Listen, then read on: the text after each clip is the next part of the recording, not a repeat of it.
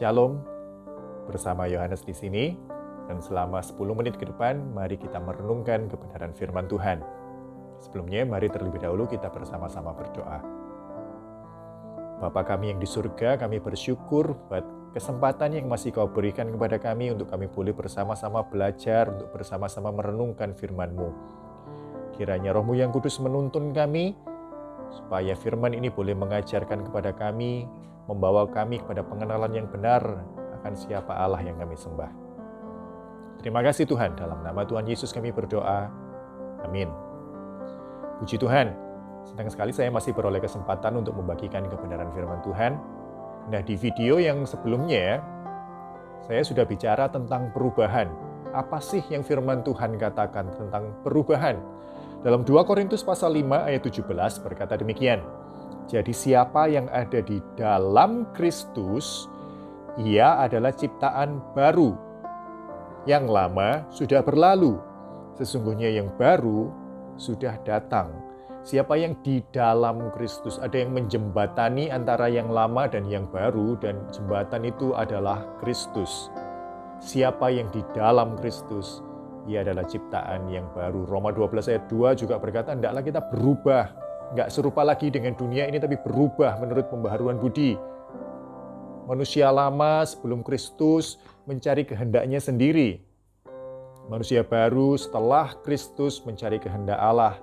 Manusia lama sebelum Kristus mencari perkenanan dunia. Manusia baru sesudah Kristus mencari perkenanan Allah.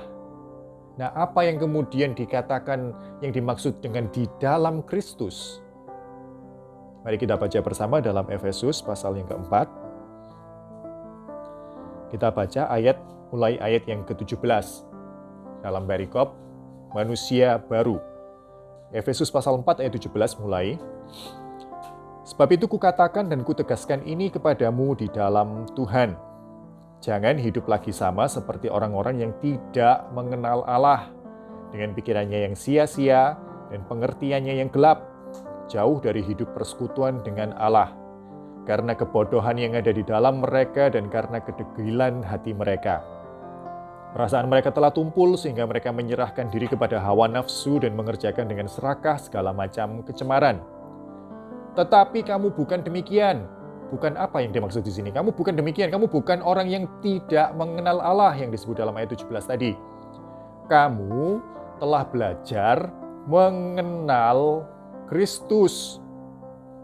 Karena kamu telah mendengar tentang Dia dan menerima pengajaran di dalam Dia menurut kebenaran yang nyata dalam Yesus, yaitu bahwa kamu, berhubung dengan kehidupan kamu yang dahulu, harus menanggalkan manusia lama yang menemui kebinasaannya oleh nafsunya yang menyesatkan, supaya kamu dibaharui di dalam roh dan pikiranmu, dan mengenakan manusia baru yang telah diciptakan menurut kehendak Allah di dalam kebenaran dan kekudusan yang sesungguhnya. Kita baca sampai di sini dulu. Jadi ketika dikatakan dalam Korintus tadi siapa yang dalam Kristus adalah ciptaan baru, apa yang dimaksud dalam Kristus? Efesus memperjelas ini bahwa di dalam Kristus itu artinya mengenal Allah, mengenal Kristus Yesus. Nah, ini kemudian jadi satu tolak ukur bagi kita. Sudahkah kita mengenal Kristus? Dikatakan tadi manusia lama itu akan menemui kebinasaan. Tentu kita nggak mau menemui kebinasaan. Kita mau diselamatkan. Tapi untuk kita diselamatkan, kita harus melewati satu proses dulu. Dikatakan itu di dalam Kristus, mengenal Kristus. Sudahkah kita mengenal Kristus? Itu pertanyaannya. Apa yang menjadi jawaban kita? Saat orang bertanya kepada kita, tolong jelaskan pada saya. Siapa sih Yesus itu? Apa yang menjadi jawab kita? Siapa Yesus itu?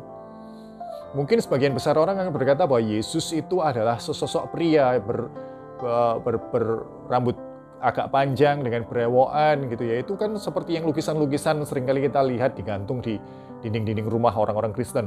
Yesus itu gembala, dia bawa tongkat melengkung, dia menggendong domba. Itu sama, itu kan lukisan-lukisan yang sering kita lihat.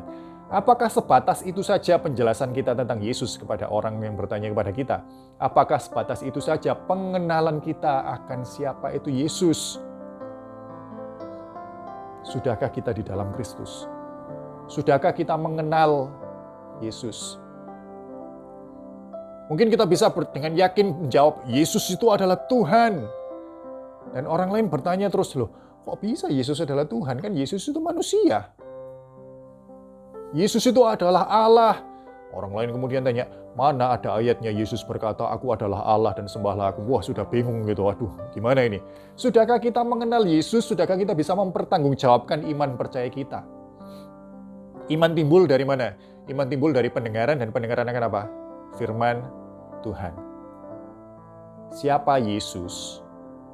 Itu bukan dari sembarangan sumber saja kita telan mentah-mentah.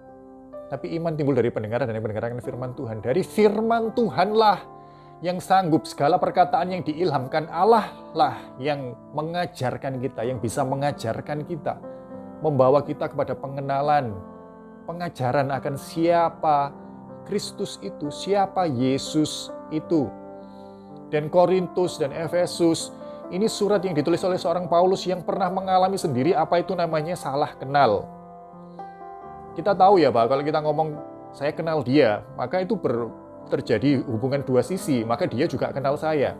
Kalau kita ngaku-ngaku kenal seseorang dan ternyata orang itu, kamu siapa ya? Kita nyapa, halo apa kabar? Gini-gini. Kamu siapa ya? Kita malu gitu ya. Kita sok kenal, kita bukan mengenal, kita sok kenal. Nah bagaimana dengan Tuhan? Kita merasa kita sudah kenal Tuhan. Seperti Paulus. Paulus juga pernah merasa dia kenal baik dengan Allah, dan bahkan karena saking baiknya pengenalannya kenal itu, dia giat menyiksa orang Kristen waktu itu, waktu dia masih Saulus. Untuk Allah, dia merasa melakukan segala sesuatu itu untuk Allah, dia merasa mengenal Allah. Tapi ternyata kita sudah belajar loh, dalam Kisah Para Rasul bagaimana di dalam kasih karunia Tuhan dia dipanggil. Ternyata itu pengenalan yang salah.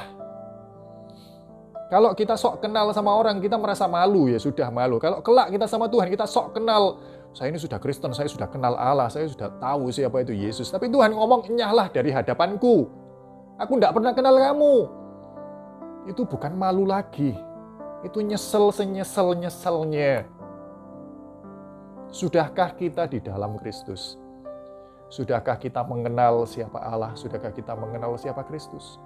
Sudahkah kita memberi diri diajar oleh firman Tuhan? Sudahkah kita memberi diri dituntun oleh Roh Kudus, penolong yang akan membawa kita pada pengenalan akan siapa Kristus itu?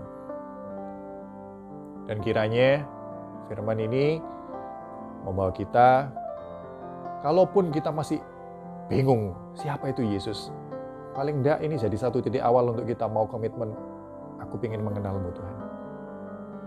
Lebih dari pujian yang sering kali kita nyanyikan, dan ku ingin mengenalmu Tuhan. Nyanyi lagu itu jutaan kali, tapi tanpa mau melangkah, tanpa mau menyelidiki firman Tuhan, tanpa mau memberi diri dituntun oleh Roh Kudus. Mau mengenal yang seperti apa? Baca firman aja enggak, mau mengenal yang gimana? Mari kita bertumbuh dalam pengenalan, dan pengenalan yang benar akan siapa Tuhan kita, akan siapa itu Kristus. Mari kita tekun menyelidiki firman Tuhan. Dan kiranya Roh yang Kudus yang memampukan kita, yang memberikan kepada kita pertolongan untuk kita memperoleh pengenalan yang benar itu. Sehingga kelak, seperti Paulus berkata, kita pun boleh berkata dalam Filipi pasal 3 ayat 8, malahan segala sesuatu kuanggap rugi karena pengenalan akan Kristus Yesus Tuhanku lebih mulia daripada semuanya. Pengenalan akan Kristus Yesus itu sesuatu yang mulia, lebih dari segalanya. Oleh karena dialah aku telah melepaskan semuanya itu dan menganggapnya sampah supaya aku memperoleh Kristus. Yohanes pasal 17 ayat 3. Inilah hidup yang kekal itu, yaitu bahwa mereka mengenal Engkau, satu-satunya Allah yang benar, dan mengenal Yesus Kristus yang telah Engkau utus. Mari kita berdoa. Terima kasih Tuhan, kami bersyukur dalam waktu yang singkat ini, kami diingatkan untuk kami memberi diri dituntun oleh Roh Kudus, supaya kami dibawa pada pengenalan yang benar akan Engkau melalui firman-Mu Tuhan. Melalui perkataan yang Kau ilhamkan ini Tuhan. Kami tidak mau berakhir dalam kebinasaan ya Tuhan. Kami mau beroleh hidup yang kekal itu. Kami mau mengenal Engkau lebih dalam, menjalin hubungan yang dekat, yang erat, menyembah Allah yang kami kenal. Tuntun kami, Roh Kudus, kami berdoa. Di dalam nama Tuhan Yesus, Juru Selamat kami yang hidup, kami berdoa. Amin.